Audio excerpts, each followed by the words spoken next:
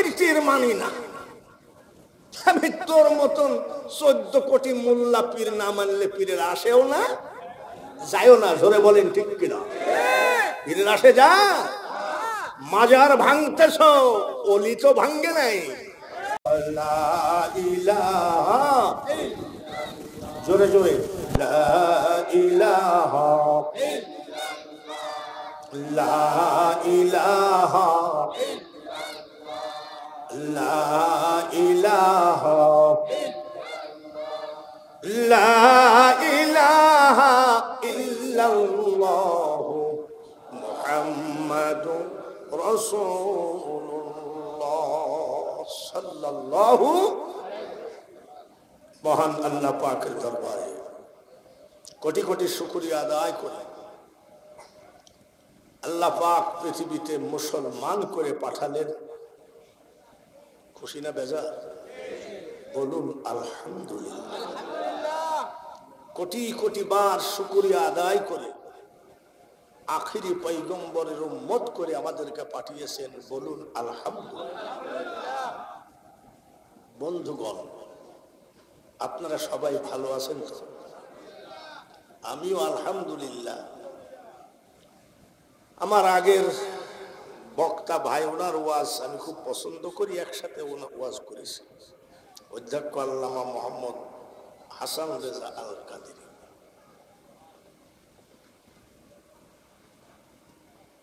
উনি আমাকে বলেছেন মুসাফির, মুসাফিরের দোয়া কবুল হয়। মুসাফির মানে কি? 700-1400 কিলোমিটার হবে। 700 কিলোমিটার আসছি আমি। গেছি মাইজ ভান্ডার শরীফ, জিয়ারত করেছি, তারপরে আপনাদের মাহফিলের উদ্দেশ্যে রওনা দিয়েছি। মুসাফির ঠিকই, কিন্তু 700 কিলো দূরের মুসাফির। আল্লাহ যেন আপনাদের দোয়ার সাথে আমি গুনাহগারকে কবুল করে নেন। আর একটি কথা না বললেই নয়, শুরুতেই বলে দিই। মৌলানা হাসান রেজা আল কাদেরী ভাই, মৌলানা জাহাঙ্গীর হুজুর আছেন আপনাদের দেশে, তারপরে আবুল কালাম বয়ানি আছে না? আমি জাহাঙ্গীর সাহেবকে আর বয়ানি সাহেবকে কোনোদিন দেখি নাই, তবে ওনাদের ওয়াজ শুনি সব চট্টগ্রামের ভাষা। আপনাদের ভাষার সাথে ভাষার মিল না থাকলে সেটা ভালো লাগে না। আমার ভাষা দেখে আপনারা বুঝতে পারছেন? যাক আলহামদুলিল্লাহ। চিটাগাঙ্গী ভাষা আমি বুঝি, কিন্তু বলতে পারি না। বুঝি, আরে কঠিন ভাষা, কিন্তু ভাষার ভিতরে দরদ আছে। তার কারণ ওলি আল্লাহদের, এটা 12 আউলিয়ার পদধূলি বা আউলিয়াদের জায়গা, যার জন্য ভাষার ভিতরে কিন্তু প্রেম আছে। আসলে চট্টগ্রামের ভাষার ভিতরে মহব্বত আছে।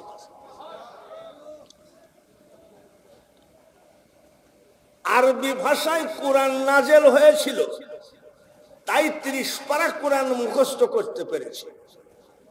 যদি চট্টগ্রামের ভাষায় কোরআন নাজেল হতো, 78 বছর বয়সে 1 পারাও মুখস্থ হতো না। এত কঠিন ভাষা। খাজা গরিব নওয়াজের রওজা শরীফে আমি আর আমার বড় ভাই ঢুকছি জিয়ারত করতে। 14 বছরের বা 15 বছরের একটা ছেলে বলতেছে, ও বাজান, আর পয়সা করে চিন্তায় হয়ে গেই বাজি আয় ঘরত কেন যাই। আমার বড় ভাই তো বুঝে না, আমি তো বুঝি। কি বলতেছে? ও বাজান, আর পয়সা করে চিন্তায় হয়ে গেই আয় ঘরত কেন যাই। আমি হাসতেছিলাম। আমার বড় ভাই বলতেছে, খাজা গরিব নওয়াজের রওজা শরীফের ভিতরে তুই হাসলি, তোর লজ্জা করে না? আমি হাসছি, কারণ আছে। কেন? বলে চিটাগাঙ্গের একটা ছেলে কানতেছে, ও বাজান, আর পয়সা করে চিন্তায় হয়ে গেই আয় ঘরত কেন যাই। খাজা বাবা না হয় হিন্দি বুঝে, উর্দু বুঝে, খাজা বাবা না হয় আরবি বুঝে, ইংলিশ বুঝে, না হয় বাংলাও বুঝে। খাজা বাবা কি চট্টগ্রামের ভাষাও বোঝে? বোঝেনি? সুবহানাল্লাহ। আমি এই জন্য হাসতেছি। আপনাদের খেদমতে আল্লাহ তাআলা যে হাজির করেছেন, আমি কোটি কোটি শুকরিয়া আদায় করি। আমি নজরুল ভাইকে বলেছিলাম, ভাই আমি যেতে পারবো না, তার কারণ আমার বাড়ি থেকে ভারত 1 ঘন্টা আস্তে আস্তে হেঁটে গেলে ইন্ডিয়ার মুর্শিদাবাদ পাওয়া যায়। আর ওখানে ফারাক্কা ছেড়ে দিয়েছি আমরা কি অবস্থায় আছি। তারপরেও নজরুল ভাই কালকে রাত 11:30টার সময় বলছে আসা যায় না। আচ্ছা, আধা ঘন্টা টাইম দেন, যান আমি আসতেছি ইনশাআল্লাহ। এবার আসলাম, আসার পরে আমাকে দেওয়া হলো মারিফতের আমল ও ইসলাম প্রচারে আউলিয়া কেরামদের ভূমিকা। 47 বছর মাইজ ভান্ডার শরীফে আসি, 47 বছর আমি কোনোদিন স্যান্ডেল পায়ে দিই নাই, জুতা পায়ে দিই নাই, এটা অনেকেই জানে। আমি গৌসে জামান শফিল বছর মাইজ ভান্ডারির একজন নগণ্য গোলাম। আমি এখনো মারিফতের আমল বুঝতে পারি নাই, আর আমাকে দিয়েছেন সেই আইটেম মারিফতের আমল। একই জাতা ব্যাপার। মারিফতটা কি? ভিসা করলাম, টিকিট করলাম শরীয়ত, ফ্লাইটে উঠলাম তরিকত, মদিনায় পৌঁছলাম হাকিকত, মদিনাওয়ালার সাথে আমার মেরাজ হয়ে গেল, দেখা হয়ে গেল, এটাই হলো মারিফত। এই বুঝনেওয়ালা লোক না থাকলে সেই জায়গায় এরকম একটা চ্যাপ্টার দেওয়া ঠিক হয় না। তো নিশ্চয় আসে, বুঝবেন। ওয়া আল্লামনাহু মিন লাদুন্না ইলমা, কুরআনের কথা। ইলমে লাদুনি বলে একটা জিনিস, একটা কথা আছে কি নাই? জোরে বলেন, আসেনি? এই ইলমে লাদুনি হযরত মুসা আলাইহিস সালামকে আল্লাহ বললেন, খিজর আলাইহিস সালামের কাছে পাঠালেন। এটাই হলো ইলমে মারিফত। এবার ইলমে মারিফতের আমল আমাকে দেওয়া হয়েছে, ইলমে মারিফতের আমল। ইলমে মারিফতের আমল না করা পর্যন্ত সে খোদা তাআলার সাথে দর্শন হবে না, না, না। আর প্রেমের কথা বলে গেছেন, নবীজির প্রেমের কথা, ওলি আল্লাহদের প্রেমের কথা হাসান রেজা আল কাদেরী ভাই বলে গেছেন, ওদিকে যাচ্ছি না। আমার কথা হলো মারিফতের আমল। হযরত জিবরাইল আলাইহি ওয়াসাল্লাম নবীজির সাথে দেখা করতে আসলেন। নবীজি সেজদায় আছেন। জিবরাইল ফেরেশতা একজন সাহাবীর রূপ ধরে দাঁড়ালেন। এর ভিতরে হযরত আবু বকর সিদ্দিক রাদিয়াল্লাহু তাআলা আনহু আসতেছেন। জিবরাইল ফেরেশতা জিজ্ঞাসা করছে, আবু বকর ভাই, আসসালামু আলাইকুম। ওয়ালাইকুম সালাম। আপনি কি বলতে পারেন এখন জিবরাইল কোথায়? মৌলবী মাওলানা কত উলাটাইতেল পাশরে, উলাটাইতেল পাশ, পাতেলি ধন্যিতে হলো তার চরণের দাস। বাবার গুণের সীমা নাই, গুণের সীমা নাই, ভান্ডারীর রূপের সীমা নাই। আমি ভান্ডারী বলছি, আপনারা রাগ করবেন না। তাহের শাহ তৈয়ব শাহ হুজুরের ভক্ত আছেন, আপনি এটা আপনার মুর্শিদকে ধরে নিলেই হয়ে গেল। আমি যদিও আমার বা ভান্ডারীকে বলছি, আপনি আপনার মুর্শিদের দিকে কথাটা নিলেই হয়ে গেল। তার কারণ হাসান রেজা ভাই বলেছেন, তরিকা যার যার, পীর যার যার, আমল তার তার, সুন্নিয়ত কার। ধরে বলেন, সুন্নিয়ত কার?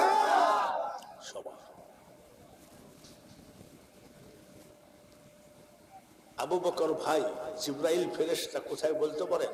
আচ্ছা বলেন তো, জিবরাইল কোথায়, কার সামনে? হযরত আবু বকরের সামনে। 1-2 মিনিট চোখ বন্ধ করে বলতেছে, এই যে আমার সামনে জিবরাইল দাঁড়ানো,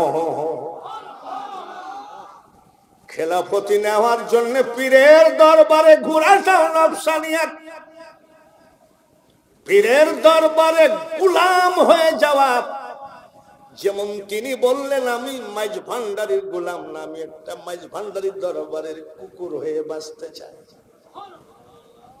খেলাফতি নেওয়ার জন্য আমরা ঘুরি, ভক্ত হওয়ার জন্য ঘুরেন। সব মারিফতের দরজা আপনার খুলে যাবে, তাতে কোনো সন্দেহ না। এই যে জিবরাইল দাঁড়ানো, জিবরাইল ফেরেশতা বলেন, আবু বকর ভাই, আপনি কেমনে বুঝলেন যে আপনার সামনে আমি দাঁড়ায় আছি? কেমনে বুঝলেন? ওনার কাছে কি টাচ মোবাইল, সিসি ক্যামেরা ছিল? সবার কাছে সিসি ক্যামেরা আছে, যার অন্তর্চক্ষু খুলে গেছে সে এখানে বসে পৃথিবীর খবর রাখে। সেই আধ্যাত্মিক সিসি ক্যামেরা দিয়ে দেখলাম জিবরাইল ফেরেশতা জান্নাতে নাই, জাহান্নামে নাই, আর সে কুরসি লৌহ মাহফুজ কোথাও নাই। আমি দেখলাম জিবরাইল আমি আবু বকরের সামনে দাঁড়ানো। বাবাজিরা, ভাইরা, আমরা তরিকা ধরেছি কিন্তু এখনো হিংসা ছাড়তে পারি নাই। আমরা মুরিদ হয়েছি কিন্তু এখনো সুদ ছাড়তে পারি নাই, ঘুষ ছাড়তে পারি নাই, লোভ লালসা কাম ক্রোধ এগুলো ছাড়তে পারি নাই। সবকিছু ছেড়ে দিয়ে কি করবেন? ধরো চরণ ছেড়ো না, দয়াল মুর্শিদ কাউরে ফেলে দিবে না। মারিফতের আমল দিয়েছেন। 47 বছর হলো মাঝভান্ডার শরীফে আসি যায়, প্রতি মাসে আমার 2-3 বার আসা হয়। কি আর বলবো, আমি এখনো মাঝভান্ডার সম্পর্কে কিছুই বুঝি নাই। তার কারণ মওলা তোমায় চিনতে গেলে সোজা রাস্তা কি? মওলা তোমায় চিনতে গেলে সোজা রাস্তা হয় বেকা। আমার মতন মূর্খ লোক কি মাইজ ভান্ডারে গেলে বুঝবে নাকি? ওখানে আল্লামা শেরে বা আজিজুল হক শেরে বাংলা রহমতুল্লাহ আলাইহি, উনি ছিলেন জ্ঞানের দরিয়া, উনি মাইজ ভান্ডারকে বুঝতে পেরেছেন। আল্লামা হাসান রেজা আল কাদেরে বুঝতে পারেন। আমার মতো মূর্খ লোক মাইজ ভান্ডার সম্পর্কে বোঝা বড় মুশকিল আছে। কেন? চারিদিকে শরীয়তের বেড়া দেওয়া। যদি আমি মুনাজাতের ভিতরে বলি, আমরা তোমার দ্বারের ভিখারি রে মাওলা, তোমার দ্বারের ভিখারি, অন্য দ্বারের আশা না করি, তখনই তো বলবেন বেদাত। আর সেই জিনিসটা আমাকে দিয়েছেন, যেই ব্যাপারে আলোচনা করেন, তাহলে শোনেন। মা বোনেরা আসেন নাকি? মেয়েদের প্যান্ডেল আসে? মা বোনেরা আপনারা মারিফতের আমলটা শোনেন। খাজা গরিব নওয়াজ মঈনুদ্দিন চিশতি বড় ধরনের একজন ওলি, জোরে বলেন ঠিক কিনা? আজমির শরীফে কারা কারা গেছেন একটু হাত তুলতে পারেন? আলহামদুলিল্লাহ, 2, 3, 4, 5। আমি 32 বার গেছি। 32 বারের ভিতরে এইবার আমি বিদায় নিয়ে আসছি। তো বিদায় নিয়ে আসার সময় আমার সাথে আরো লোক আছে, তা আমি রওজা শরীফ জড়াইয়ে ধরে বলছি, বহুদিনের পীড়িত গো বন্ধু, একই দিনে ভেঙ্গো না। এক মৌলানা আমাকে কয়, আপনি খাজা গরিব নওয়াজের রওজা শরীফে বিদায় নিতে আইসি গান গাচ্ছেন কেন? আমি 32 বার ওনার সাথে বন্ধুত্ব, তাই বিদায় নিতে আইসি একই দিনে ভাঙ্গো না। আমার মনের খবর কি তুমি জানো? মারিফতটাকে আপনাকে জানতে হবে। আমি 10 বার কাবা জিয়ারত করেছি। এই মাত্র কয়েকদিন আগে আমরা 2 হুজুর জিয়ারত করে আসলাম, আবার যাচ্ছি। লোভ হয়, লোভে লোভে টানে। দেখবেন মাইজ ভান্ডার যখন যাবেন 22শে চৈত্র, 7ই ফাল্গুন, 29শে আশ্বিন, 27শে আশ্বিন, তখন মানুষের ভিড়ে মনে করবেন যে এবার গেলে আর আসবো না, বাড়ি আসলে আবার টানে, আরেকবার যাই, আরেকবার না। এর নিশা আপনাকে মৃত্যু পর্যন্ত নিয়ে যাবে। এটা হলো মাইজ ভান্ডারে এমন একটা চুম্বক বসানো আছে। কত খেলা জানো রে মাওলা, কত খেলা জানো, গলায় দিয়া প্রেম রশি, আস্তে ধীরে টানো রে, রঙ্গিলা ভান্ডারি মাওলা রে। বাবাজিরা, খাজা গরিব নওয়াজ মঈনুদ্দিন চিশতি আজমিরি রহমতুল্লাহ আলাইহি মা বোনেদেরকে অনুনয় বিনয় করে বলছি, নিশ্চয় আপনারা আমার ভাষাটা বুঝবেন। খাজা গরিব নওয়াজ আমাদের কাছে কিছু হুজুর টাইপের লোক, হুজুর টাইপ মানে হুজুর না, হুজুর টাইপ। আমরা পীর টির মানি না। আমি তোর মতন 14 কোটি মোল্লা পীর না মানলে পীরের আসেও না, যায়ও না। জোরে বলেন ঠিক কিনা? পীরের আসে যা, মাজার ভাঙতেছ, অলি তো ভাঙ্গে নাই। আমার পর্দার আড়ালে মা বোনেরা শোনেন, খাজা গরিব নওয়াজ মাইনুদ্দিন চিশতি আজমিরি রহমতুল্লাহ আলাইহি যারা বলেন আমরা খাজা মানি না, পীরেরা কি করলো? শুধু গরু ছাগল হাঁস মুরগি আর নজরানা নিল। এই ভণ্ডামি কথা বাদ দেন। আপনারা দাওয়াত দিয়ে বেড়ান মুসলমানের কাছে, মুসলমানের কলেমার দাওয়াত দিয়ে নাম করে। মুসলমানের কাছেই মুসলমানের কলেমার দাওয়াত দেয় একদল আছে কি নাই? আচ্ছা, মুসলমানের কাছে কি কলেমার দাওয়াত দেওয়া চলে? ও তো কলেমা জানেই। তোমরা যাকে মানতে চাও না সেই খাজা গরিব নওয়াজ মাইনুদ্দিন চিশতি আজমিরি রহমতুল্লাহ আলাইহি চোখের দিকে তাকায়ে 90 লক্ষ অন্য জাতি মুসলমান হয়ে গেছে। মন্দিরে মন্দিরে যেতে হয় নাই, মসজিদে মসজিদে যেতে হয় নাই, মানুষের দ্বারে দ্বারে যেতে হয় নাই। আমার খাজার চোখের দিকে তাকায়ে কত লাখ, 90 লাখ। সুবহানাল্লাহ বলে আরেকবার জোরে কর নারায়ে তাকবীর। একটু খুশি না উনি? কত লাখ। মেয়েদের প্যান্ডেলের ভিতরে মা বোনেরা আপনারা ওয়াজটা শুনেন, খাজা মাইনুদ্দিন চিশতি আজমিরি রহমতুল্লাহ মিট মিট করে হাসতেছেন। তো ওনার আম্মাজান জিজ্ঞাসা করছেন, বাবা মাইনুদ্দিন হাসো কেন? বলে আমি 90 লক্ষ মুসলমান বানাইছি। ওনার আম্মাজান বলে, মাইনুদ্দিন এটা তো তোমার হাসার কথা না, আমার হাসার কথা। কেন? তুমি হাসার কে? আমি তোমার মা হাসবো। বলে কেন মা? বলে মাইনুদ্দিন 10 মাস 10 দিন পেটে করে টেনেছি, একটা নাইট আমি তোমার মা চোখ বন্ধ করি না। 10 মাস 10 দিন খাজা বাবার মা ঘুমায় নাই। আর একবার বলেন মারহাবা, সুবহানাল্লাহ।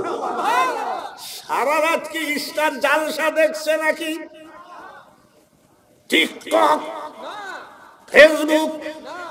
মা আপনি কি করেছেন?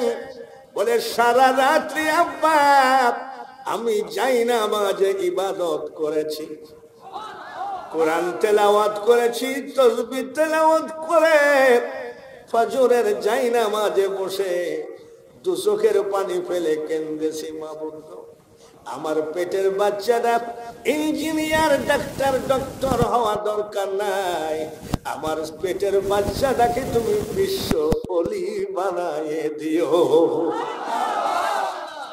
এই জন্য তুমি 90 লাখ, তাই নাকি মা? বলে হ্যাঁ। বলে শুধু তাই, 10 মাস 10 দিন তো ঘুমাই নাই।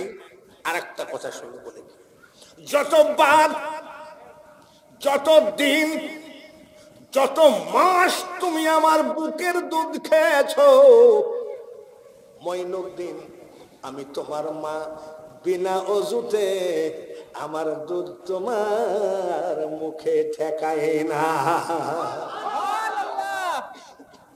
এরকম একটা মা পাওয়াও তো মুশকিল। আর মা পেটে বাচ্চা, আর মা কি দেখতেছেন? কি দেখে? টিকটক দেখতে দেখতে ছেলে ঘুমাইয়ে গেছে। মার মন কোন দিক? ছেলে আস্তে করে ঘুমাইয়ে গড়াইয়ে টেবিলের নিচে ঘুমাই আছে। টিকটক বন্ধ করে কয়, আব্দুল কুদ্দুস কোথায় গেলি? কই গেলি আব্বা? ছেলে কোথায়? আর খুঁজে কোথায়? রাস্তায় যাই ডাক দেয় আব্দুল কুদ্দুস, তাড়াতাড়ি বাড়ি আয়। ছেলে কোথায়? মা বোনেরা, যদি অলির মা হতে চান, পৃথিবীতে যদি একজন অলি জন্ম দিতে চান, মা গো, আপনি সব ধান্দা ছেড়ে দিয়ে এখনই আমলে বসে যান।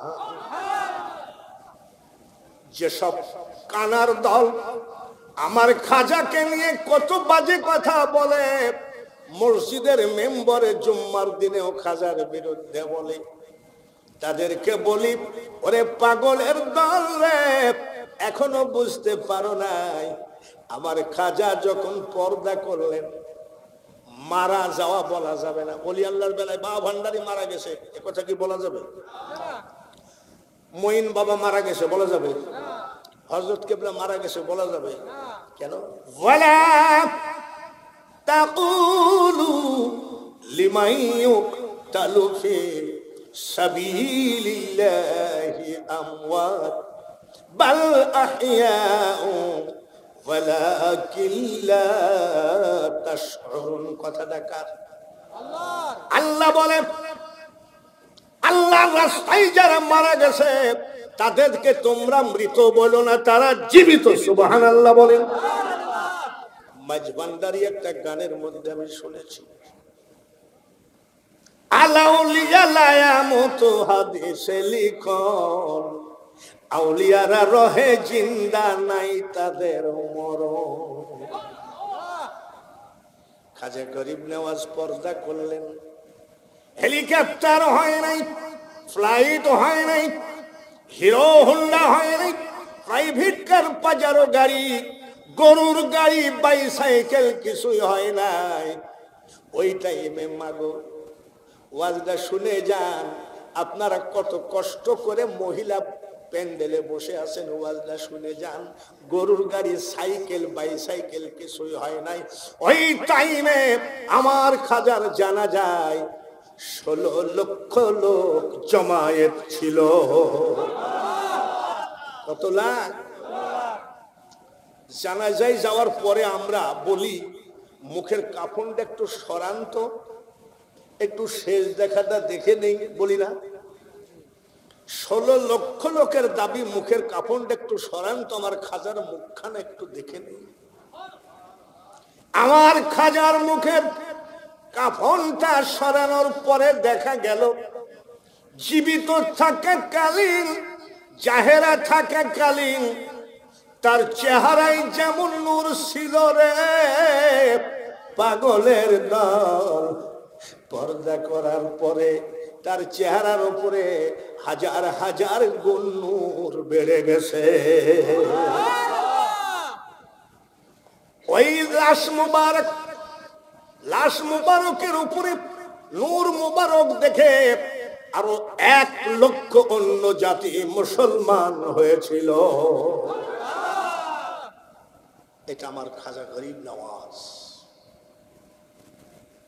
পিরানে পীর দস্তগীর মাহবুবে সুবহানী, গৌসে সমদানি, মহিউদ্দিন আব্দুল কাদের জিলানী রহমতুল্লাহ আলাইহি, উনি তো ওলিদের সর্দার, ঠিক কিনা? উনি ওলির হলেন কিভাবে? ওনার বাপের আমল ছিল, মায়ের আমল ছিল, জোরে বলেন ঠিক কিনা? আমাকে বলা হয়েছে মারিফতের আমল সম্পর্কে বলতে, আমি সেটাই বলছি। খাজা গরিব নওয়াজের আগমন দুনিয়ায় ওনার মার আমলের কারণে। গৌসে পাকের আগমন মা এবং বাবার, ওরাও তো আওলাদের রসুল, সেটা তো আছেই। আওলাদের রসুল হলে হবে না, আমলও তো থাকতে হবে। আমলের কারণে কি আমল? আপনারা জানেন একটা ফল খাইছিল ওনার আব্বা, এটা জানেন না? কেটা খাইছিল নাকি? ফল খাওয়ার পরে চিন্তা করতেছে, ফামাই আমাল মিসকালা যাররাতিন, কেমন হলো কিয়ামতের মাঠে জাররা জাররা যদি হিসাব দিতে হয়, আমি কার ফল খেয়ে ফেললাম। আস্তে আস্তে গৌসে পাকের বাবা ফলের মালিকের বাড়িতে গেলেন। ফলের মালিক আর একজন আল্লাহর অলি, বলে কোন অলি? অলিকে চেনেন? তখন ফলের মালিক চিন্তা করতেছে এই লোক আমার কাছে কেন, এ তো ওলি। আসসালামু আলাইকুম। ওয়ালাইকুম সালাম। আসুন, কিছু বলবেন? বলে চাচা কিছু মনে করবেন না, নদীর কিনার দিয়ে হাঁটতে হাঁটতে আপনার একটা ফল আমি খাইছিলাম, আল্লাহর ওয়াস্তে মাফ করে দেন। মারিফতের আমল শোনেন। লোকটা চিন্তা করছে ও ফল তো মানুষই খেয়ে ফেললো, কেউ তো কোনোদিন মাপ চাইতে আসলো না, আর এই একটা লোক একটা ফল খাইছে তাই মাপ চাইতে আসছে, এ তো বড় ধরনের ওলি। সুবহানাল্লাহ। মারিফতের আমল। এমন ফল কি আমরা খাই না? জোরে কোন? বড়ই চিনেননি? বড়ই হাটে বিক্রি করে না, আমরা যাই কিনতে কত করে কেজি? বলে 60 টাকা কেজি। বলে 1 কেজি দাও। বড়ইয়ের মালিক ওজন করতে করতেই তো 250। ঠিক কিনা? সেদিন আমার শালা আসছে, এসে কয় তো আঙ্গুর নিব। আমি 1 কেজি আঙ্গুর মাপতে মাপতে আমার শালা প্রায় 200 গ্রাম পর্যন্ত খাইয়ে ফেললাম। তোর বাপের তা খালি নাকি? এত সস্তা কথা খোদা পাওয়া, আর আমাকে দিয়েছেন মারিফতের আমল। বলে চাচা মাফ করেন। বলে মাফ কি তোমার বাপের ঘরের কথা নাকি? মাফ হবে না। আমাদের দেশে কয় সুযোগে মাফ করেন। ফলটা খাইছি ভুল করে। বলে মাফ হবে না। চাচা মাফ করেন। বলে মাফ করতে পারি, 12 বৎসর গোলামি করো। ফল কয়টা?